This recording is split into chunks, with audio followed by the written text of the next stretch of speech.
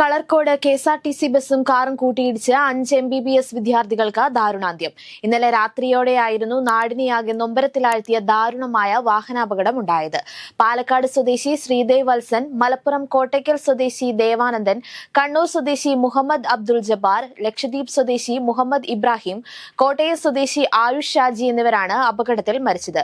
2 മാസം മുമ്പാണ് 5 പേരും ആലപ്പുഴ മെഡിക്കൽ കോളേജിൽ MBBSന് ചേർന്നത്. ആലപ്പുഴയിലേക്ക് സിനിമയ്ക്ക് പോവുകയായിരുന്നു യുവാക്കൾ. കാറിൽ 11 പേരുണ്ടായിരുന്നു. ഇവർ സഞ്ചരിച്ചിരുന്ന കാർ നിയന്ത്രണം തെറ്റി എതിരെ വന്ന കെ.എസ്.ആർ.ടി.സി സൂപ്പർഫാസ്റ്റ് ബസ്സിലേക്ക് ഇടിച്ചു കയറുകയായിരുന്നു. കാർ വെട്ടിപ്പൊളിച്ചാണ് വിദ്യാർത്ഥികളെ പുറത്തെടുത്തത്. കാറിലുണ്ടായിരുന്ന മറ്റ് 6 പേർ ചികിത്സയിൽ തുടരുകയാണ്.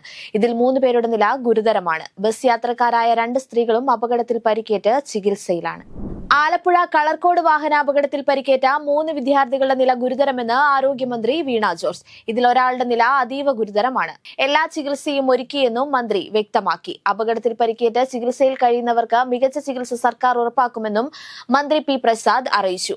അതീവ ദുഃഖകരമായ സംഭവമാണ് ഉണ്ടായത്. അപകടത്തിൽ വിശദമായ അന്വേഷണം നടക്കുമെന്നും അദ്ദേഹം വ്യക്തമാക്കി. പരിക്കേറ്റവരുടെ ചികിത്സയ്ക്കായി മെഡിക്കൽ ബോർഡ് രൂപീകരിക്കും. പരിക്കേറ്റവരുടെ മുഴുവൻ ചികിത്സാ ചെലവും ഏറ്റെടുക്കുമെന്നും ആരോഗ്യ സർവകലാശാലയും വ്യക്തമാക്കിയിട്ടുണ്ട്. തിരുവനന്തപുരത്ത് ശിശുക്ഷേമ സമിതിയിൽ കുഞ്ഞിനോട് ക്രൂരത. 2.5 വയസ്സുകാരിയുടെ ജനനേന്ദ്രിയത്തിൽ മുറിവേൽപ്പിച്ച സംഭവത്തിൽ ആയമാരായ അജിത, മഹേശ്വരി, സിന്ധു എന്നിവരെ പോലീസ് അറസ്റ്റ് ചെയ്തു. കിടക്കയിൽ മൂത്രമൊഴിച്ചതിനാണ് കുട്ടിയെ ഉപദ്രവിച്ചതെന്ന് ശിശുക്ഷേമ സമിതി ജനറൽ സെക്രട്ടറി പോലീസിന് നൽകിയ പരാതിയിൽ ആരോപിക്കുന്നു. ആയമാർക്കെതിരെ പോക്സോ നിയമപ്രകാരം കേസെടുത്തു. കുഞ്ഞിനെ ഉപദ്രവിച്ചതിനും ഉപദ്രവിച്ച കാര്യം മറച്ചുവെച്ചതിനുമാണ് കേസ്. കണ്ണൂർ ADM ആയിരുന്ന നവീൻ ബാബുവിന്റെ മരണവുമായി ബന്ധപ്പെട്ട കേസിൽ തെളിവുകൾ സംരക്ഷിക്കണമെന്നാവശ്യപ്പെട്ട് കുടുംബം നൽകിയ ഹർജിയിൽ കണ്ണൂർ കലക്ടർക്കും TV പ്രശാന്തിനും നോട്ടീസ്. ഹർജി പരിഗണിച്ച കണ്ണൂർ 1ാം ക്ലാസ് മജിസ്ട്രേറ്റ് കോടതിയാണ് നോട്ടീസ് അയക്കാൻ ഉത്തരവിട്ടത്. കേസ് ഡിസംബർ 10-ന് വീണ്ടും പരിഗണിക്കും. KPCC പുനഃസംഘടനയിൽ അധ്യക്ഷനെ മാറ്റണോ വേണ്ടയോ എന്നതിനെ ചൊല്ലി കോൺഗ്രസിൽ ഭിന്നത. K. സുധാകരനെ അടക്കം മാറ്റി അടിമുടി അഴിച്ചു പണിയണമെന്നാണ് ഒരു വിഭാഗത്തിന്റെ ആവശ്യം. എന്നാൽ മാറാൻ തയ്യാറാകാത്ത സുധാകരൻ താഴെത്തട്ടിലെ പുനഃസംഘടനയ്ക്കുള്ള നീക്കം ആരംഭിച്ചു. നേതൃത്വ തലത്തിലെ അഴിച്ചുപണിക്കുള്ള സമയം അതിക്രമിച്ചതായി രാജ്മോഹൻ ഉണ്ണിത്താനും പറഞ്ഞു. ട്രോളിയിൽ കള്ളപ്പണമെന്ന ആരോപണത്തിൽ ഉറച്ച് CPIM പാലക്കാട് ജില്ലാ സെക്രട്ടറി EN സുരേഷ് ബാബു. കോൺഗ്രസ് നേതാക്കളെ ചോദ്യം ചെയ്താൽ സത്യം പുറത്തുവരുമെന്നും സുരേഷ് ബാബു കൂട്ടിച്ചേർത്തു. കുറുവാ സംഘത്തെ ചോദ്യം ചെയ്യും പോലെ ഇവരെ ചോദ്യം ചെയ്യാനാകില്ലല്ലോ എന്നും സുരേഷ് ബാബു ചോദിച്ചു. ഷാഫി, ജ്യോതികുമാർ, ശ്രീകണ്ഠൻ എന്നിവരുടെ നീക്കങ്ങൾ സംശയകരമെന്നും EN സുരേഷ് ബാബു ചൂണ്ടിക്കാട്ടി. പോലീസിന്റെ ഭാഗത്ത് വീഴ്ച ഉണ്ടായിട്ടില്ലെന്നും പെട്ടി വിവാദം തെരഞ്ഞെടുപ്പ് പ്രചാരണ വിഷയമാക്കിയതിലും വീഴ്ചയില്ലെന്നും സുരേഷ് ബാബു പറഞ്ഞു. പാലക്കാട് ഉപതെരഞ്ഞെടുപ്പിനിടെയുണ്ടായ ട്രോളി വിവാദത്തിൽ പോലീസ് അന്വേഷണം തൃപ്തികരമല്ലെന്ന് BJP സ്ഥാനാർത്ഥി C. കൃഷ്ണകുമാർ. പോലീസ് UDFനെ സഹായിക്കുന്ന നിലപാട് സ്വീകരിച്ചുവെന്നും കള്ളപ്പണം വന്നുവെന്ന കാര്യം ഉറപ്പാണെന്നുമാണ് C. കൃഷ്ണകുമാർ ആരോപിക്കുന്നത്. പോലീസിൽ നിന്ന് മറിച്ചൊരു നിലപാട് പ്രതീക്ഷിച്ചിട്ടില്ല. റിപ്പോർട്ടിന്റെ അടിസ്ഥാനത്തിൽ നിയമവശം പരിശോധിച്ച് BJPയുടെ തുടർ നടപടി തീരുമാനിക്കുമെന്നാണ് C. കൃഷ്ണകുമാർ വിശദമാക്കുന്നത്. ചേവായൂരിൽ സംഭവിച്ചതുപോലുള്ള അട്ടിമറി ഇനി മറ്റേതെങ്കിലും സഹകരണ ബാങ്കിൽ ആവർത്തിച്ചാൽ കേരളത്തിലെ സഹകരണ ബാങ്കുകൾ മാലപ്പടക്കം പോലെ തകരുമെന്ന് പ്രതിപക്ഷ നേതാവ് VD സതീശൻ.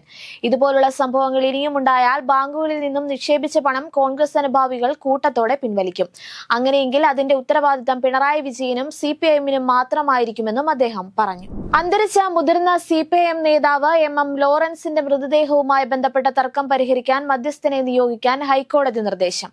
മരിച്ചയാളോട് അല്പമെങ്കിലും ആദരവ് കാണിക്കണമെന്നും ഇത്തരം തർക്കങ്ങൾ കുടുംബത്തിനുള്ളിൽ പരിഹരിക്കേണ്ടതാണെന്നും chief justice Nitin Jamdar, justice S. Manu എന്നിവരുടെ ബെഞ്ച് വ്യക്തമാക്കി. സെപ്റ്റംബർ 21-ന് അന്തരിച്ച മുതിർന്ന CPIM നേതാവിന്റെ മൃതദേഹം ഇപ്പോഴും കളമശ്ശേരി മെഡിക്കൽ കോളേജിൽ സൂക്ഷിച്ചിരിക്കുകയാണ്. വടക്കൻ കേരളത്തിൽ ഒറ്റപ്പെട്ട മഴ തുടരുന്നു. കോഴിക്കോട് ഒളവണ്ണയിൽ ശക്തമായ മഴയിൽ വീടിന് മുകളിൽ മതിലിടിഞ്ഞു വീണ് വീട് ഭാഗികമായി തകർന്നു. ഇരിങ്ങല്ലൂർ നടുവിത്തിനി മീത്തൽ നൌഷാദിന്റെ വീടിന് മുകളിലേക്കാണ് തൊട്ടടുത്ത പറമ്പിലെ മതിൽ ഇടിഞ്ഞു വീണത്. ഇന്ന് പുലർച്ചെ വീട്ടുകാർ ഉറങ്ങുന്ന സമയത്തായിരുന്നു അപകടം. മഴ മുന്നറിയിപ്പിന്റെ പശ്ചാത്തലത്തിൽ കാസർഗോഡ് ജില്ലയിലെ പ്രൊഫഷണൽ കോളേജുകൾ ഉൾപ്പെടെ മുഴുവൻ വിദ്യാഭ്യാസ സ്ഥാപനങ്ങൾക്കും മലപ്പുറം ജില്ലയിലെ പ്രൊഫഷണൽ കോളേജുകൾ ഒഴികെയുള്ള വിദ്യാഭ്യാസ സ്ഥാപനങ്ങൾക്കും ഇന്ന് അവധി നൽകിയിരുന്നു. പള്ളിത്തർക്ക കേസിൽ നിർണായക ഇടപെടലുമായി സുപ്രീം കോടതി. 6 പള്ളികളുടെ ഭരണനിർവഹണം ഓർത്തഡോക്സ് സഭയ്ക്ക് കൈമാറണമെന്ന് സുപ്രീം കോടതി നിർദ്ദേശിച്ചു. യാക്കോബായ സഭയുടെ കൈവശമുള്ള പള്ളികളുടെ കാര്യത്തിലാണ് സുപ്രീം കോടതിയുടെ നിർദ്ദേശം. സെമിത്തേരി അടക്കമുള്ള സൗകര്യങ്ങൾ എല്ലാ വിഭാഗങ്ങൾക്കും നൽകണം. ഇക്കാര്യത്തിൽ ഓർത്തഡോക്സ് സഭ സത്യവാങ്മൂലം നൽകണമെന്നും കോടതി നിർദ്ദേശിച്ചിട്ടുണ്ട്.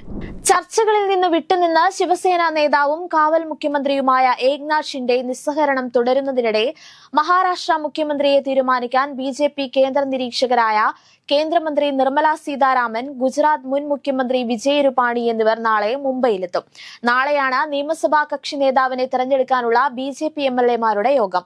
മറ്റന്നാൾ വൈകിട്ട് 5-ന് ആസാദ് മൈതാനത്ത് പ്രധാനമന്ത്രി നരേന്ദ്രമോദിയുടെ സാന്നിധ്യത്തിൽ പുതിയ മുഖ്യമന്ത്രി സത്യപ്രതിജ്ഞ ചെയ്യും. ഉത്തർപ്രദേശിലെ സംഭലിൽ 5 പേർ കൊല്ലപ്പെട്ട വെടിവെപ്പും അക്രമ സംഭവങ്ങളും ആസൂത്രിതമാണെന്ന് സമാജ്വാദി പാർട്ടി അധ്യക്ഷൻ അഖിലേഷ് യാദവ്. ചൊവ്വാഴ്ച ലോക്സഭയിൽ സംസാരിക്കവെയാണ് അഖിലേഷ് ഇക്കാര്യം പറഞ്ഞത്.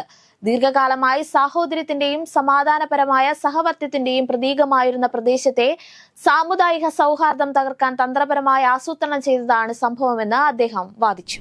ഗാസയിൽ തടവിലുള്ള ബന്ദികളെ മോചിപ്പിച്ചില്ലെങ്കിൽ ഹമാസിന് ഗുരുതര പ്രത്യാഘാതങ്ങൾ നേരിടേണ്ടി വരുമെന്ന മുന്നറിയിപ്പുമായി നിയുക്ത US പ്രസിഡന്റ് ഡൊണാൾഡ് ട്രംപ്. താൻ അധികാരമേറ്റെടുക്കുന്നതിന് മുമ്പ് ബന്ദികളുടെ മോചനം നടന്നിരിക്കണമെന്നും ട്രംപ് മുന്നറിയിപ്പ് നൽകി.